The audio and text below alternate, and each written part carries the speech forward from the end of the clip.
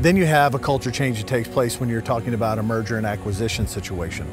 Those tend to be the most difficult depending on how deeply rooted the culture of any particular company is.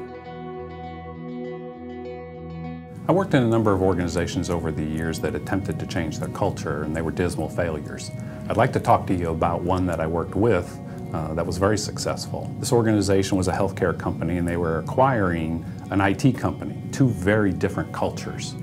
And we put a team together that included people in both companies to identify what is it that we need to do on the communication plan that'll allow this thing to happen the way it should. That gave us some real insight into what was going on in that organization, where the fears were, where the concerns were, and we could address those right up front. This resulted in a very smooth merger with this organization coming into the bigger organization. It worked extremely well.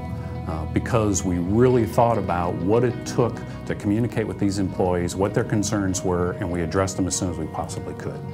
If you can identify the dysfunction that's preventing people from hitting their peak performance, you can then get that company to its objective or its optimum value if you're looking at a transaction. So we look at the dysfunction.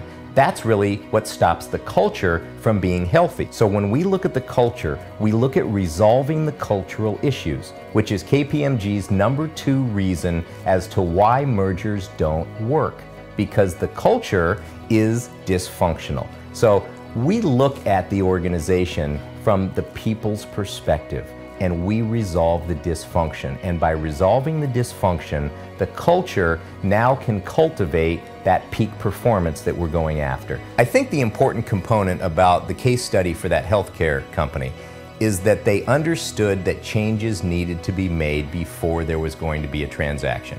If you don't make the changes before the transaction, you've got yourself a problem.